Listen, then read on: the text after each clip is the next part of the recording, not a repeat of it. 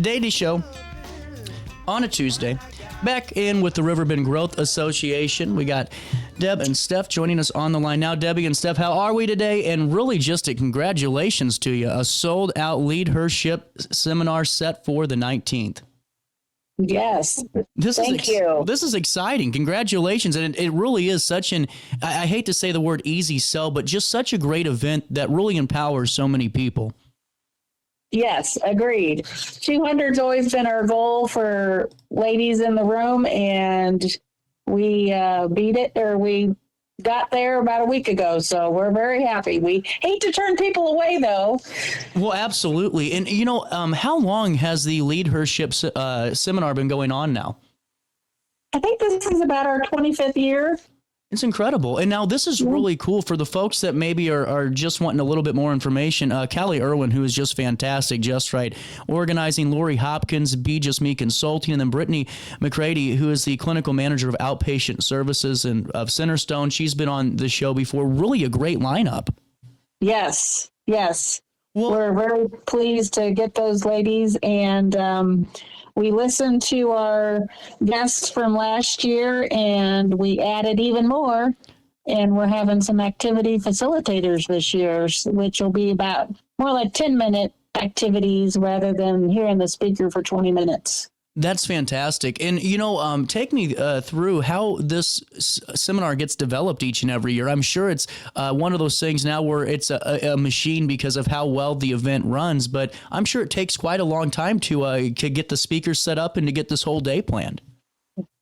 Yes, this is Stephanie. We actually start planning 12 months in advance. So once we close the books on the 19th, we will start our committee back up. And the main focus is finding those speakers, the right fit, the right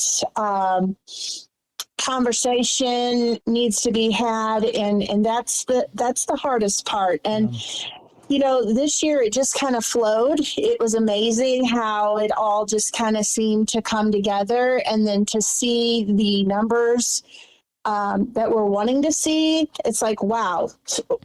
And we're questioning what have we done different? And there are many things that we have implemented that are different over the years. For instance, we're bringing tables back in to the auditorium to where people can network and actually, eat their food at a table. That was one of the things our attendees in the years past, since moving it to Enjoy Church, they had wanted those networking opportunities back. So we're doing it. Well, I just think it's incredible. And, we can't really get the public to get any more tickets because we're at max capacity. But what do you guys hope, and this is a question to both of you, Debbie and Steph, what do you hope the audience takes away from this seminar the most on the 19th?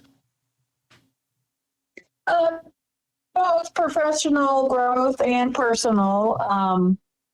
We do try to keep it, topics that they can take back to their workplace and share with others who maybe didn't get to come to the seminar.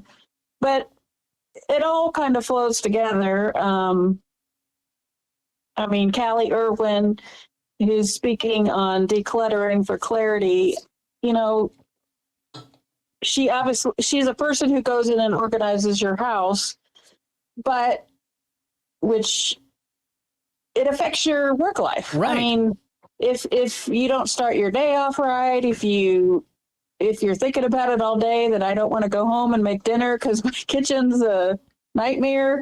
It really does all go together. She'll have some tips for, work life and personal life. Yeah. Well, and I think that's a really good note to make, too, that, sometimes I think whenever we think of seminars and professional summits, we think about that, the office hours of life, the work life. But also, just like you said, tying that back in, you can't have, the most successful day if you're worried about the cluttered up mess at home or, our mental health and self-care items, too, that you're having Brittany talking about, as well as what Lori's going to be discussing, which is, driving that continuous improvement. And before we hit pause on the LeadHERship portion of today's conversation, I'm sure that even though it's not officially the 19th or the 20th, next year's already getting thought about. Oh, yes. Now, Yeah. are you already looking at prospective speakers, or does that come later on down the pipeline? Well, we are always looking for speakers. And we would love people just to approach us and say, hey, have you thought about this person? We have this as a fundraiser. So as far as a speaker stipend, we really rely on those that are wanting to volunteer and do this out of the goodness of their heart, just to give back to the community. And we have been very fortunate to find some great speakers and facilitators that are wanting to do that, because they know that it's good to give back to your community, because your community is going to give back to you. And basically, they're going to be on this stage, and people are going to be talking about it, and they'll get potential clientele out of this. So it's a win-win for everyone. Well, and it's an experience really of a lifetime for folks who don't really do that very often, and maybe take that chance too. And that's a great note. And also, while I have you, we're getting ready for some awards. Yes. Fill me in. Yes. This is, I think, our 5th year of incorporating an awards portion to the event, and we opened up nominations to not only our membership but to the public to nominate a deserving woman. And I should have counted 1, 2, 3. We have 9 deserving. They could all win, of course, but we did pick a winner, and that will be secret until the event. But our nominees this year are Cynthia Ellis, Senator Erica Harris, Trish Holmes, Darlene Ladd, Stephanie Scheffel, Stephanie Schrage, Denise Sparks, Molly Tolan, and Vanetta Wadlow. Wow. So we will recognize them at the event. And present that empowerment award to one of those ladies. It's incredible. And I love the fact that you've opened up that awards process. And now I know that we're past the nomination period and all of that, but how are they nominated? Was there a set category or a set criteria, or was it based on who we felt really just deserved some recognition? Our nomination form asked for, I had about 4 or 5 questions. Why are they deserving? What, possibly did they do at work to empower others in the office? Were they promoted in the last year because of their contributions? So we have a small committee that looks those over and picks their favorite, and like I said, we'll announce it on the 19th. I love it. Well, I know that we got to get moving here in a couple of seconds here, but is there anything else coming down the pipeline you'd love to fill our audience in on right now? Well, before we do that, I just want to thank we're very fortunate that we have lots of sponsors of this event, which makes it affordable for individuals to attend this event. Our title sponsor this year is Co-Plastics, a women-owned business. And I'm not going to read them all because there's close to 20. But we have 8 Empower sponsors. We have a lunch sponsor. We have a lanyard sponsor. We have networking sponsor.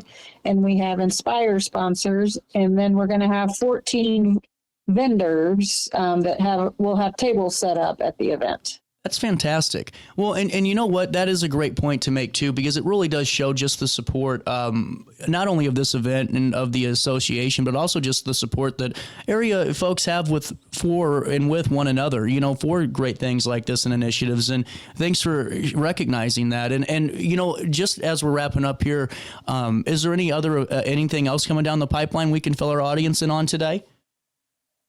Well, we just started another school year with our Young Adults Committee. I love it. I know you are very familiar with our Riverbend CEO. This is our Young Adults Committee, which is 20 students from 5 local high schools, our member high schools. We take 2 juniors, 2 seniors, and we just had our first meeting. It was just a meet and greet lunch, just to kind of have an icebreaker and get to know the students. But I say this every year. I really think this is going to be a phenomenal year. We've got some great seniors that are coming back, and they all have their own way of, you know, communicating and leadership. And, you know, we're just trying to mentor them so that when they go off, either it be in the workforce or go off to university, that, you know, they can network properly. They can make that, you know, ask of someone, you know, a simple handshake with eye contact. Just the fear. I mean, we as adults still have the butterflies in our stomachs when we go to an event that we're not familiar with. So this is just kind of giving these students a leg up on, those peers that, you know, those peers that haven't had that experience. Absolutely. And, you know, I'm glad you made note of that as well, because it's really each and every year just a group of incredible students. And it's great to see the connection there from the Growth Association to that next generation of folks who are hopefully staying right here in the 618. And I really appreciate both of your time today, Debbie and Stef. And before I let you go, any final thoughts, or do we hit all the points for now? I think for now we're good. Well, thank you all so much, and I hope you have a great rest of your Tuesday. Thank you. Thanks, DJ. We'll take a quick break. More Daily Show next.